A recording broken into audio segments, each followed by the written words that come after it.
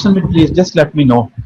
Hassan Sheikh, Hassan or Hassan Sheikh. So just let me know if you can hear me. That's okay. Thanks very much. Thanks very much. So today's topic is about the. Should I start it or should I wait for it?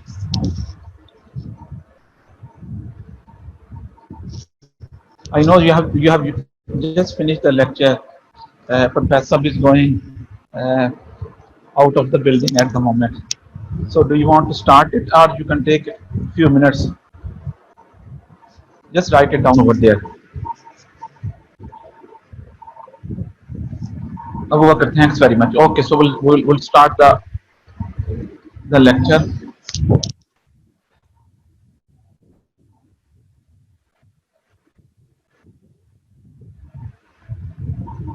So today's topic is about the urolithiasis. Though it's a purely topic for the urologist and nephrologist, they do give this talk, but they have put it in our schedule, so that's okay. So, but it is a very important topic regarding for the junior staff, like for the when you start house job as a house officer or you are a medical officer, because this topic is you see a lot of patients who comes up with the kidney stones or the renal stone or the bladder stones in the emergency department.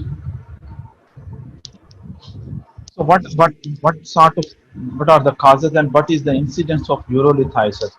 Honestly, I do not know that what is the incidence of urolithiasis in Pakistan, but we, if you ask your immediate senior colleagues, so every night you are going to see at least one to two patients, sometimes three patients with the urolithiasis in the emergency department.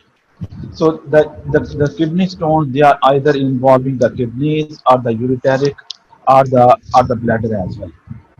So the worst patient which I have seen in my house job, that was a patient who presented to us in the acute renal failure, and I was working in the Jinnah hospital at that time. It was not functionally fully. So the urology center was working. So that patient came with the bilateral hydronephrosis, hydroureter, and with the urinary obstruction as well. So that was a very sick patient. I don't know how to manage the patient at that time because I was the only house officer over working over there. And I discussed with the registrar, senior registrars. They said that we cannot do anything because was no dialysis available. He was a protocol of one of our urologists, very famous urologist, but patient could not survive that night. So it is sometimes you do see a lot of patients with the renal failure who has a background history of stones. So there can be a metabolic or inherited disorders among them. There can be anatomical defects of the upper and the lower urinary tract as well in the bladder as well. Chronic urinary infection can lead to that. Then there are some endocrine diseases like parathyroid and the sarcoidosis, which leads to the renal stones. But this is the UK data as it's from your books. So 8% of the men and around 4% of the women form at least one stone by the end of their sixth decade. So these people, they will present with that anyway. So men will be presenting more as compared to the women. So what are the risk factors for stone formation? So as in contrary to the belief which in our society they are common. For example, they say that the rice, then the tomatoes, then what we call it spinach.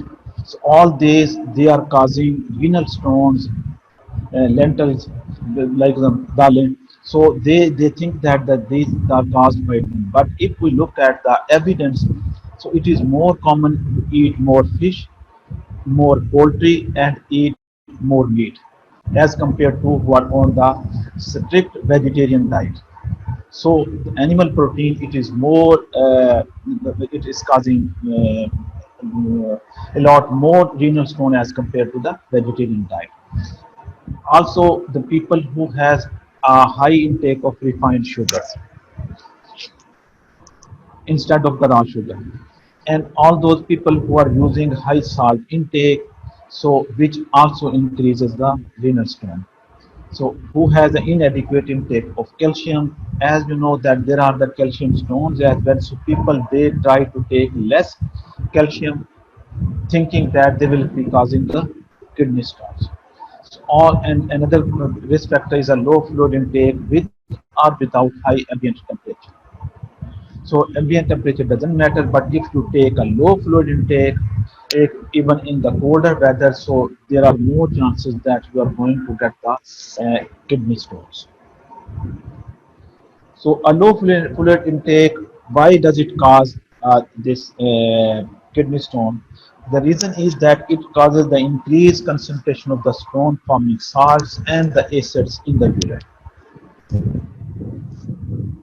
and which leads to increased risk of forming the stones. That is the mechanism behind that. So if you decrease the concentration of the stone forming salts and the acids in the urine, so you can prevent the kidney stone formation in these patients. So family history is very important. It's a very important risk factor. If some one of the family member has a kidney stone, other family members has a very high chance that they're going to get up presents up to 50% of the stone formers. So nearly every second family member will be having the renal stone. They may be symptomatic, they may not be aware of that, but if someone comes with the stone, you need to screen their family for the stone formation. Because if you screen them in the initial stage, you can prevent the stone formation or you can prevent the complications. So first degree relative, they're twice as likely to have a developed stone.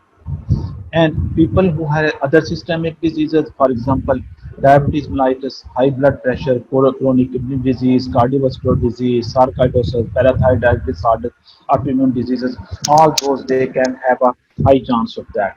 And if someone has a family history of diabetes, along with them, he has a family history of the kidney stone, he will be at very high risk of that. So this is the concept, important concept about the solubility of the different stone, that how these are formed and why they are not soluble so that they can go out of the renal system, and what we can do to prevent that. So the salt and acid, they are normally crystallized in the kidney stone because of their relative insolubility in the urine. So they do not become soluble in the urine. So among them, the most common is the calcium oxalate.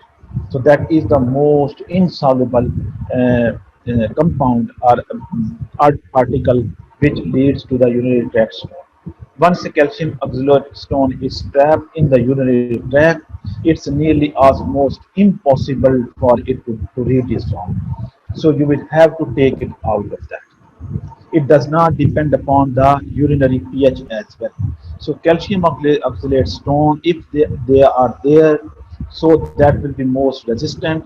And if they are going into the urinary, the ureter or in the bladder, so they will not be going to be dissolved. So there is no chance for the dissolving of that. So they will be keep on increasing, and in urinary pH has no effect on that. Whether it's acid or it's alkaline does not have effect. So keep in mind this. So other stones, for example, cysteine and the uric acid, they are soluble in alkali. Calcium phosphate and this magnesium ammonium phosphate, they are more soluble in the acid. So in these conditions, you can try to lower or literally higher down the pH, so that these uric acids, cysteine, and the calcium phosphate and magnesium ammonium phosphate stones to be dissolved. But if calcium oxalate, you cannot do anything. So what are the risk factor for the calcium containing stones? Because they are more common. So it occurs in the low urinary volume. If the pH is little bit higher, 6.2. If someone has a hypercalciuria, if someone has a hypoxaluria, someone has a hyperuricosuria, hypocitrinuria, or low magnesium excretion. So these are the for the calcium, all calcium containing stone, not only the calcium oxalate, but also the calcium phosphate and magnesium ammonium phosphate stone.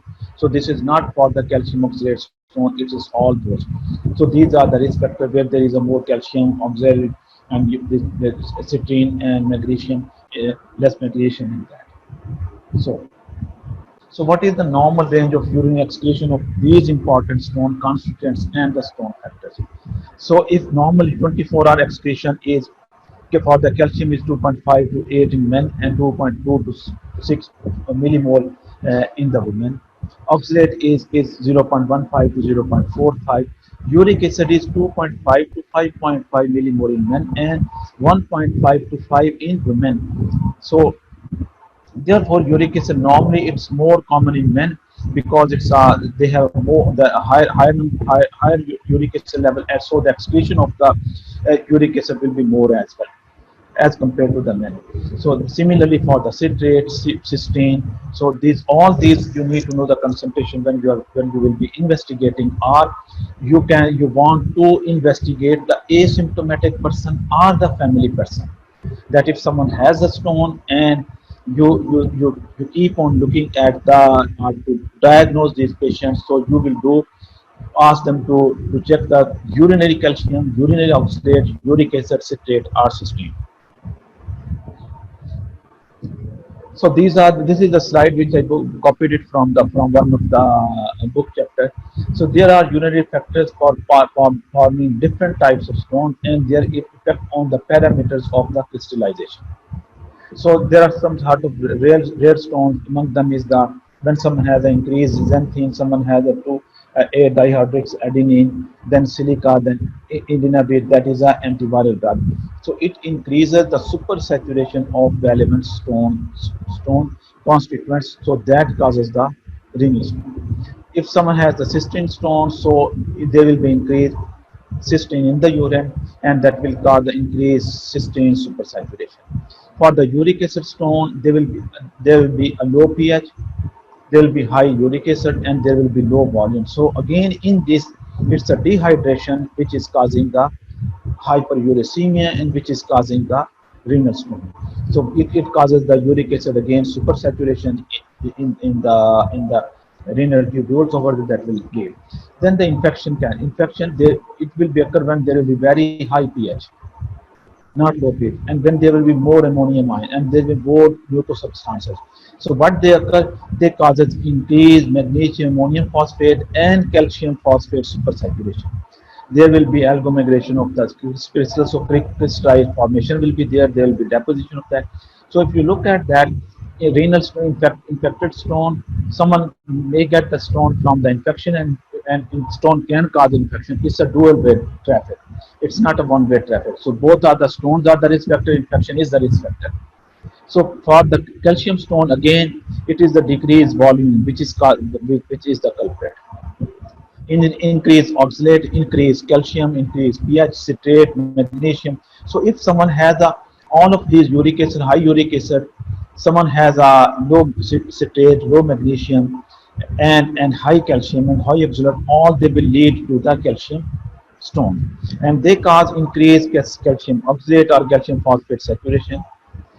There will be decreased crystallization inhibitory activity and increase what we call it a crystalline promotion activity when someone will be having this. So this is the pathological mechanism behind that what I call. So if you look at that, the main culprit is the decreased intake.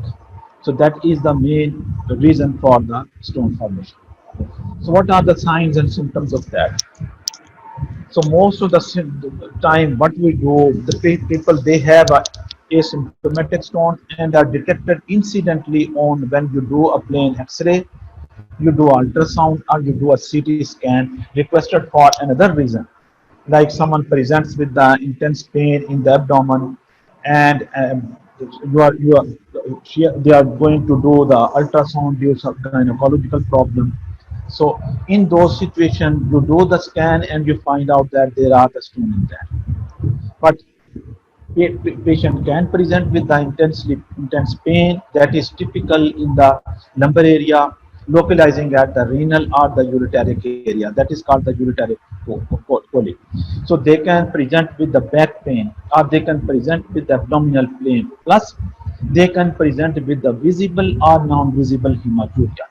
So, if someone has the history of intense pain, sudden onset severe pain that is starting in the lumbar area or in the back or in the abdominal area, plus someone has a visible non-visible hematuria, so the first list on the in the diagnosis will be differential diagnosis with the kidney stone.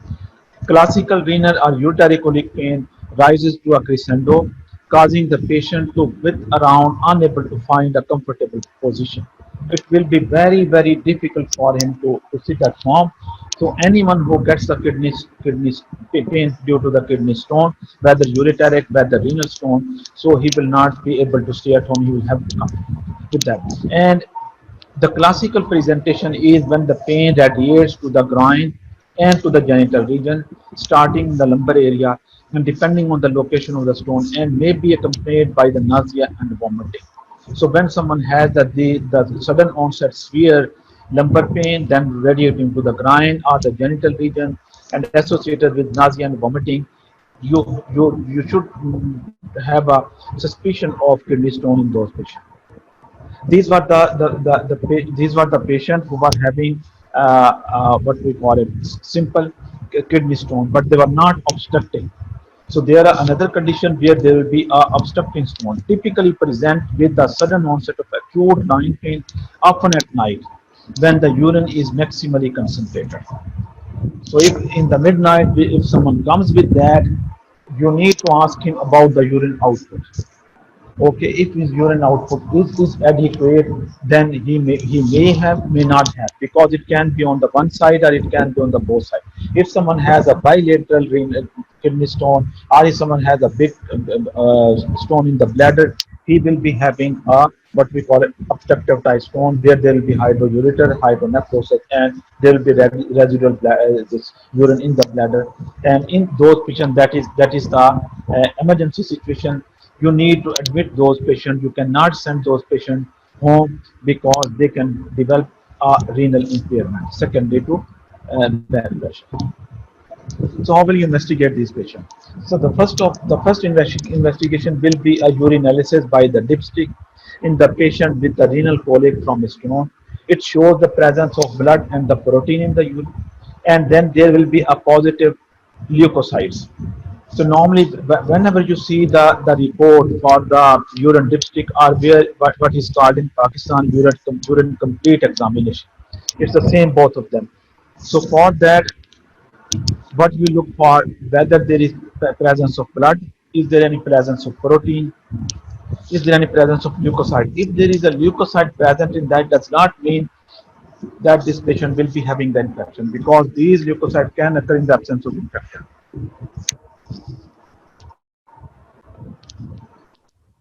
However, in 15% of the patient, in every sixth or seventh patient, there will be urine dipstick will be normal. There will be no presence of blood, protein, or leukocytes.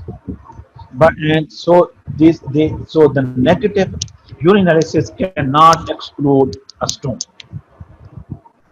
So on the when you look under the microscopy on the urinalysis, experienced person can find out the urine forming crystals in the urine on the microscopic examination. So nephrologists, they are very good at that, who are routinely seeing the spinning the urine and seeing the report by themselves. If they are not, then the pathologist can look at the even physician, they can look at that and they can find out whether he has a crystal or not. So always think about uh, urinary tract infection. If the urine district in the urine district nitrates, they are positive. So if the nitrates they are positive and leukocytes they are present, then he will be having a urinary tract infection. But if nitrate is negative and leukocyte is positive, it means he has a renal stone. So if someone has a this nitrate positive, then send the urine for the culture and sensitivity to find out the source which is causing the infection.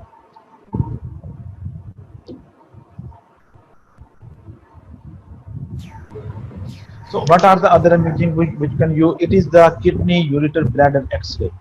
So KUB X-ray. It's a very important question. Normally, if you ask this a surgeon, they will give you the better answer. That what is the difference between the PFA and the X-ray KUB? This is very an exam question. That if you ask that we are going to do the plain film abdomen, and if you say that I will do that say KUB, so they can ask you what is the difference between KUB and what's the difference between the plain film abdomen. So what you are going to see in that, if there are calcium stones, they are radiopaque, and they will be most likely they will be very richly this radiopaque when someone has the calcium stone. But all these calcium stones does not have the same radiopacity. Stone which contain calcium phosphate are usually the most radiopaque, with the density similar to the bone. So you may think that if it's attached around the because the kidneys and the ureter, they also goes on along the sides of the vertebral column or the spine. So someone can underdiagnose or overdiagnose the calcium stone relating to the bone pathology.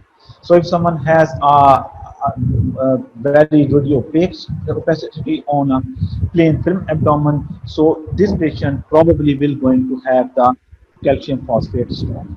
Magnesium ammonium phosphate stone, they are less opaque as compared to the calcium phosphate stone, but calcium phosphate stone is also radiopaque. Calcium ammonium phosphate radiopaque, but the most one is the calcium phosphate. So calcium stones are radiopaque. What are the radiolucent stones? They are the pure cysteine or uric acid, xanthine, dihydroxyadenine, imidavir, and trimetrine or matrix infection related. They are radiolucent. These stones are often missed on a plain X-ray KUB. So in those patients, if you do not find these stones, and still there is a suspicion of a uric acid stone, so what you do, you will do a non-contrast CT scan. So that will give you evidence for that. So with the exception of indinavir and related protease inhibitors, stones and some matrix stones which owing to their granular relative lack of calcium remain radiolucent. So these are the most radiolucent stones. So if someone has a calcium, if someone has a suspicion of stone, first you will do urine dipstick, then you will do this X-ray KUP. If you cannot find out on that, then you can do a non-contrast CT as well. So, but there is another investigation which we can do is ultrasound. Ultrasound, that is a non-invasive method of detecting kidneys, but it is operator dependent. If someone is an experienced radiologist, he can find it out. But if someone is a low experience, he can very easily miss the stone. So there are all types of two types of what we call it conditions or things which are involved in the ultrasound. Either you overdiagnose or you underdiagnose. So these can happen either way. So therefore you need a experienced ultrasonography. The ultrasound specialists, particularly in the peripheries, they are not as trained as we think. So be careful if you see a report from the peripheral from the sonograph. There's a radiologist or the sonographers who are working in the periphery about their reports, because they can overly diagnose or underly diagnose. So it has a very high false negative rate for identifying of ureteric stone, which restricts its utility in an acute episode. So what is the lesson here? That you can miss the ureteric stone, you can diagnose the renal stone in the acute settings. So keep in mind all these limitations and the advantages of the ultrasound. But it can defect the presence of the hydronephrosis. That is the advantage. So that if someone comes up with the acute episode, even if he missed the ureteric stone, but he will give you the condition for the hydronephrosis, That mean if it's not there, it means there is not too much pressure on the kidneys, but there may be hydronephrosis, hydroureter, but that depends upon the again the capability of the radiologist. The third one is the intravenous urograph. It is an invasive test. Still, it's a useful in diagnosing and obstructing urinary tract stone. Keep in mind that the obstruction, it can be a continuous or it can be intermittent, because stones they can one stone can go into the bladder. From there it can be gone cleared from the ureter, but another stone can come. So there can be an intermittent or complete obstruction or continuous obstruction. So if someone has an intermittent obstruction, in that situation IV urogram will be helpful. Still, currently the first choice in diagnosing usually where there is a medullary sponge kidney. So this IBU is the investigation of choice where you think about computed CT-gram. It is now the gold standard investigation in the emergency department. Sensitivity is 97% and specificity is 96%. But keep in mind that this sensitivity and specificity, which always they mention, it is in the academic centers or in the tertiary care centers. These CT findings, they are not in the peripheral centers. If someone does not have is not expert for the CT KUB, the sensitivity and specificity will be lower in his hands. So you cannot generalize the sensitivity and specificity to the studies from which has been published. Can detect non-urological abnormalities such as acute appendicitis and ruptured ovarian cyst. But these ovarian cyst and the acute appendicitis can be diagnosed from the ultrasound as well. So what I would suggest that if someone comes in the emergency department, first do the ultrasound. If ultrasound, you can look at the kidney size, you can look at the hydronephrosis, you can look at the acute appendicitis. They can diagnose that up to the ovarian cyst. All these can. If still it's not confirmed or it's not clear, then you can, then you can, then you can do the what you CT KUB. So now question is, how will you treat these patients? So to treat these patients, most of these patients they present with the emergency department who has a renal colic, and they need a symptomatic treatment at that time. So most common drug which is used for that and which is written in the book is the diphennyl sodium, that is called the NSAIDs.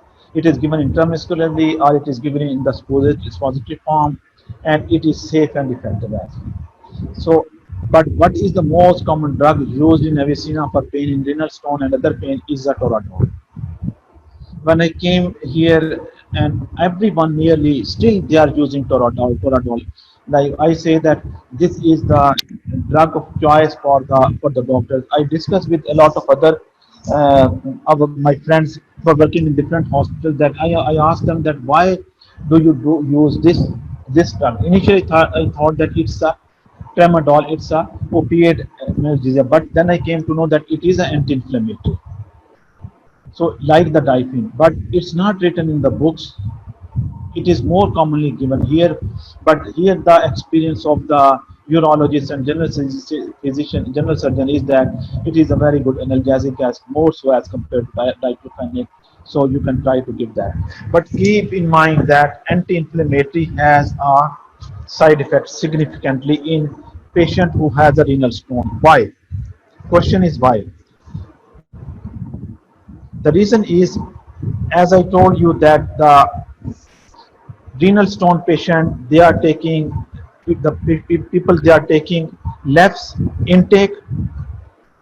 So if someone has a less intake, his kidney will be working hard to maintain that fluid intake.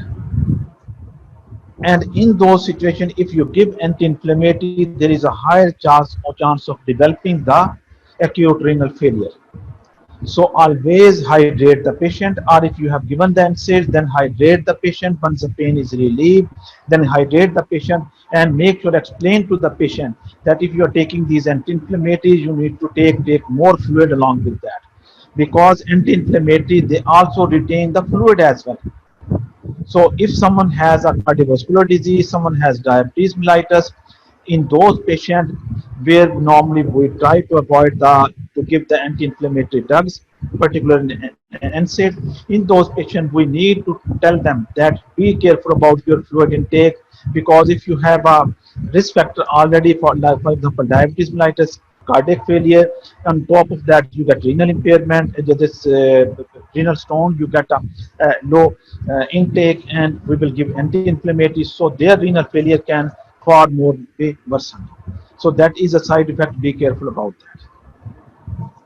So what other investigation so other condition which can be for the screening of these, once you have the what we call it investigated these urine dipstick KUPM, then always do the metabolic panel as well. This slide should come actually first before that, but it's my mistake that it is coming in the after this what we call it uh, treatment.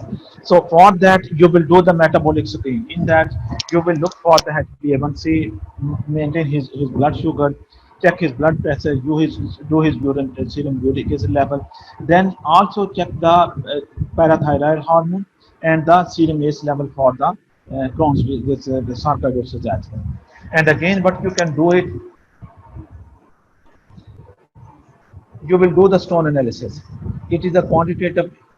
Then there are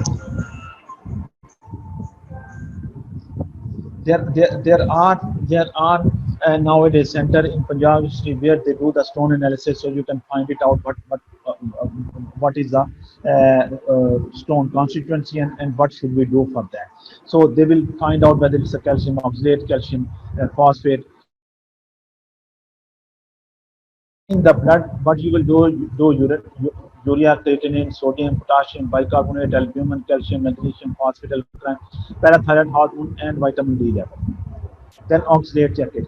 Spot urine, you will do creatine, urea, pH, calcium, phosphate, oxalate, and all the same. 24-hour urine, pH, creatine, calcium, magnesium, all these are the, so all these which you will measure here in the urine, so you will measure it in the 24-hour method. And you make a dietary diary. For example, how much fluid do you take, how much water do you take, how much calories do you take. Make a list for the calcium, magnesium, phosphate, oxalate, total protein, animal protein, meat, and poultry protein plus fruit and vegetable plus cereal protein in daily protein. All this is make a diary for that. So it's a fruit and vegetable. They say that what do you eat? Because fruit and vegetable that is helpful in this condition as compared to the meat and the poultry. So after this,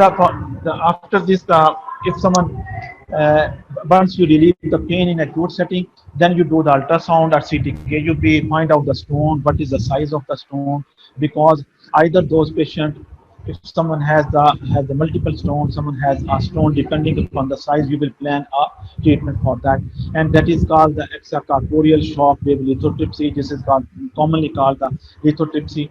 So it can be recommended for the stones, but the success rate is varies from 30 to 100%.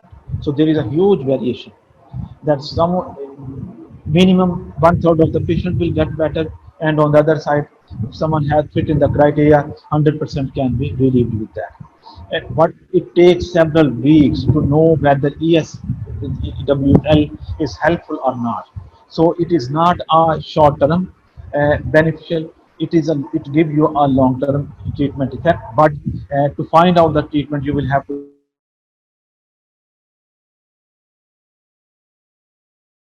the flexible ureteroscopy. If they are not too large, means they are not 20 or more than 20 millimeters. Then you can do this percutaneous nephrolithotomy. And what is the indication for that? The stone should be 20 millimeter or larger. It will be a caricilla and diverticulum. It will be in the lower pole of the calyces. So these are the indication for the nephrolithotomy. So after doing this, what can you do to prevent the stone? So there is a dietary approach to stop the hypertension that is called dash therapy. It is very popular among the cardiologists, among the endocrinologists, and now among the urologist or nephrologist for the kidney stone. This is basically a Mediterranean diet which emphasizes a high proportion of fruit and vegetables, low fat dairy products, and why this this low fat dairy products is not for Pakistan. It is for the European and Asian countries because already we what the products which we have already they are low fat because all the people who supply the milk they take the cream out of that, so they are already a low fat. So don't worry about that. So take more fruit and vegetables, and this take the routine milk. Then try to take the whole grains and contain a small amount of meat, sweets, and the sugars. So sugar should be less, the sweets should be less, and the meat should be less. Rather than you stop the rice and you stop the tomatoes and all this because they are helpful. Fruit and vegetables they are helpful. So keep on taking those. And you will recommend all to those who has a recurrent stones or who has active disease. If someone has active disease and recurrent stones, you can add on the thiazide diuretics as well to reduce the calcium excretion in the patient who are hypercalciuric. So where there is a increase, there is a increased calcium excretion in the urine, so that you can give the thiazide diuretic to reduce that, so that there will be less calcium excretion and there will be less precipitation and the stone formation. And you can give a potassium citrate to boost the citrate excretion. You can increase the pH in uric acid and cysteine stones. Offset potassium losses from diuretic use, and allopurinol can be tried as well. So thiazide diuretic for the calcium and allopurinol for the what we call it for the cysteine stones. So what you can do for the to prevent the kidney stones? High fluid intake. How much? 3 liters per day, more than 3 liters, and allopurinol 300 milligram per day. Be aware of that. This allopurinol, if someone gets a renal impairment, you need to adjust the dose. For the silica, discontinued magnesium tricylic antacid. So these antacid, magnesium containing antacid, you will not be going to give because it is very common among the gastroenterologists, general physicians, that they write down the antacid for everyone who comes with the epigastric pain. So if someone has a xanthine that hereditary form, high fluid intake plus oral alkalization.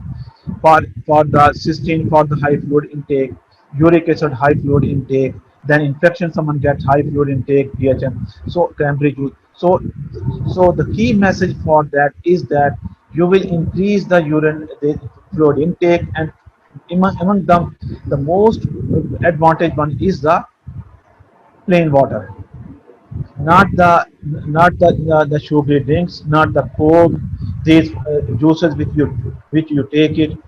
What you can do is you can do it what we call it fresh juices. So they will be more helpful as compared to the packet juice. So they are the, and we know that the packet juice, they are the most culprit for rising uric acid in our community currently. For the calcium stone, if they are idiopathic, in that you will take a high fluid intake plus relevant dietary advice or thiazidic diuretics, bentofluazide 5 milligram or chlorothalidone 25 milligram or potassium. If someone has a hyperparathyroidism, then do parathyroidectomy. If contraindicated, then give high fluids and dietary advice. Familial hyperoxaluria, uh, calcium oxalates, this stone, high fluid intake more than 3 liters plus pyridoxine 300 milligram, this vitamin. Then enteric hypoxaluria, then there is a high fluid intake, low oxalate or high calcium diet or potassium citrate. So this is the, so corticosteroid induced, if someone has, then discontinue steroid, treat as for idiopathic. And sarcoidosis, you are going to give high fluid intake and corticosteroid therapy if someone get a calcium stones because the culprit is hypercalcemia. So there is an indication of steroid in sarcoidosis who has a hypercalcemia. Similarly, if someone has a milk alkali syndrome, stop alkali, limit calcium, increase fluid. If someone has a vitamin D intake in those conditions, then you will stop taking high dose of vitamin D. then increase the fluid. If someone has, because this is a problem in Pakistan, because we have the population who has a low vitamin D or vitamin D deficiency. In that, you need to give the vitamin D because calcium, all calcium is not good at it. There is a requirement for the muscles and for the bones of the calcium. So you need to take that. Similarly, immobilization. It increase if someone is not able to mobilize, then increase fluid, mobilize and treat any urinary tract infection with antibiotics, bisphosphonates, thiazides if immobilization is prolonged. So the immobilization should be as less as possible. If someone has iatrogenic, we don't know the cause, then discontinue the drugs concerned, replace with alternative therapy or high fluid intake.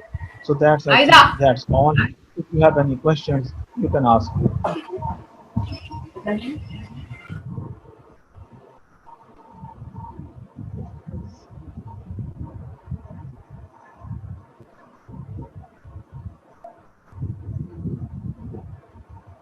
So ask me if you have any questions.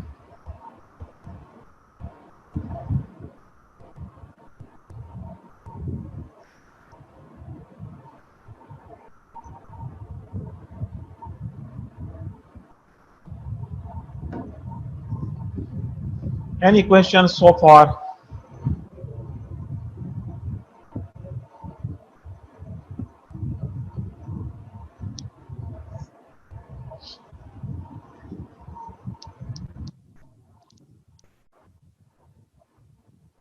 Everyone is sleeping.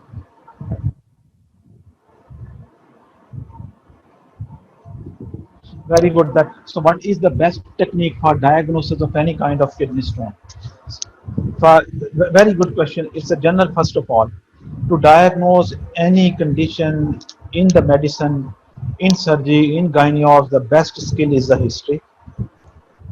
As I told that people who come up with acute sudden onset pain radiating from the lumbar or groin to the groin to the groin, and in the genital area who has a microscopic or macroscopic hematuria, he will be having a high suspicion of kidney stone.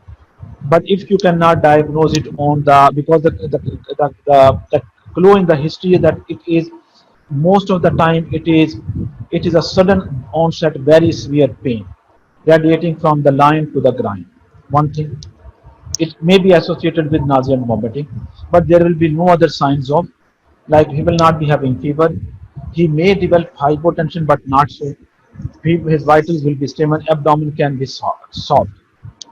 But if you find that he has a diagnosis, he has a suspicion of the kidney stone, so first of all, do the urine complete examination. After that, do X-ray KUB, then do ultrasound. If X-ray KUB does not show, then you do the ultrasound. Ultrasound will tell you about the bladder, any stone in the bladder, about the hydroureter, and about the hydronephrosis. If that is normal and still you have the suspicion, then you can do the CT scan, KUB, which will be non-contrast, and very rarely you need IV urogram. So that will be the, once you diagnose the stone, then you will find out what is the type of stone. Then you will do the stone analysis. If you find out the stone our patient has some, because some of the patients they bring the stone with them, so ask them to send the stone for the analysis, and they will give you that. But to add on the diagnosis, to assist the cause for that, you have to do the urinary, check the urinary calcium, oxalate, uric acid, magnesium, phosphate, and all this stuff you will do. So it will be urine complete examination, then X-ray KUB, ultrasound of the abdomen, then after that is CT KUB, then will be IV urogram. And do not forget to refer the patient to the urologist. They are, because they are the experts for that. If someone gets a bilateral hydronephrosis and hydroureter, or in that situation, always involve the urologist and the nephrologist both in Pakistan. Very good question, Hassan.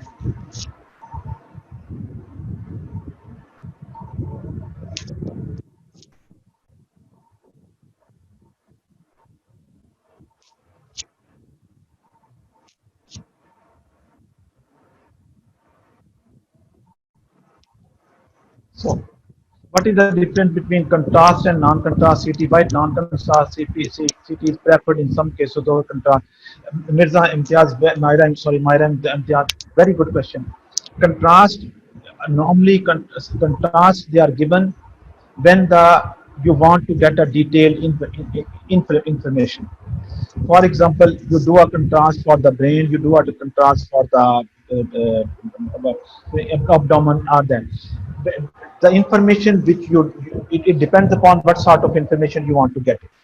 Okay, but the stones, the information for the stone, it can be you can get it without the contrast. But why you will try to avoid the contrast in the patient with the renal stone? Because they are a high risk patient for the renal failure. There is a huge discussion about the contrast induced nephropathy. So in any condition where you suspect that the patient can have is a dehydrated and can get a renal impairment, in that situation you always avoid to do the contrast. And to get the information about the contrast and about the non-contrast, normally the radiologists, they give you a very good advice for that, because they know the situation, but they are looking at that. So if they cannot find out the cause, or if there is suspicion over that, they discuss with the primary physician, and they say that we can get the further information by giving the contrast. Because in the contrast, when you do the CT, so there are different pictures come up. Similarly, the contrast, it's a contrast MRI as well, it's a contrast CT as well, because you get a different information depending upon the visibility of the organ. So that therefore we normally in all the kidney conditions, we first do the non-contrast CT. For example, if someone has a brain hemorrhage and it's very tiny, you may not get it on the non-contrast, but on the contrast CT you can get it. So therefore, these investigation, if you want to get a detailed information, you can do the CT contrast. But if you get the information without contrast CT, always try to avoid that. Very good question, Myra.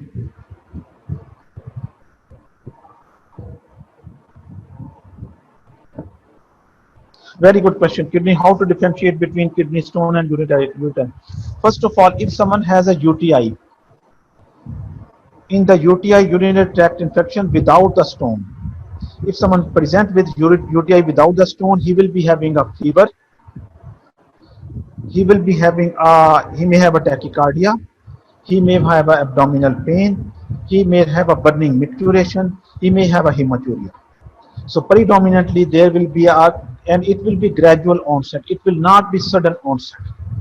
Pain will be far less in simple UTI. But in kidney stone, the main presentation will be sudden onset severe pain. So that's the first thing. Second thing, the character of the pain in kidney stones or kidney involvement, it will be starting in the lumbar area, then it will be going down to the groin, to the genitalia, and he will not be having the fever. And it will be sudden onset, present acutely. But infection, if someone has the infection and he develops the kidney stone, it means he will be having a recurrent infections, not one infection. He will be having a lot of infection that will lead to kidney stone. But and again, in that the history will tell you that he has a numerous urinary tract infection. You will find out the cause for that, then you may find that it's a kidney stone which is causing that. But if someone has a kidney stone and the infection, in that situation it's sometimes difficult. In that situation, patient will be having symptoms of obstruction. Will be presenting with the acute this pain, and he will be having the fever. On urine complete examination, the patient will be having may have hematuria, proteinuria, then nitrates will be present.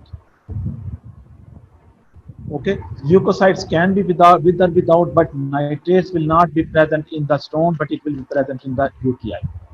And another thing, you will do complete examination. If someone has a UTI, there will be a high neutrophil count, and there will mean white cell count will be raised.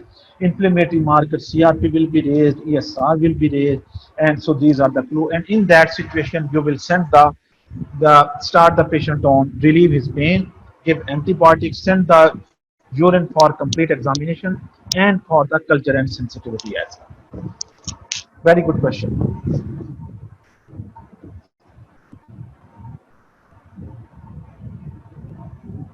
Any more question?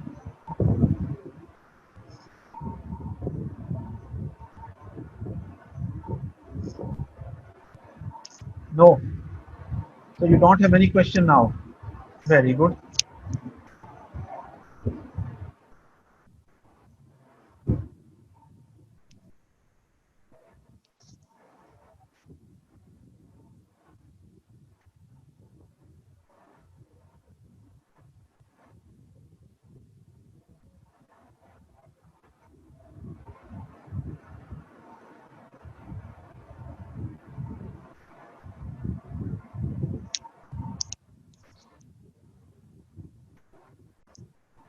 So okay, so if you're happy with that, okay, then I will finish the lecture. Thanks very much.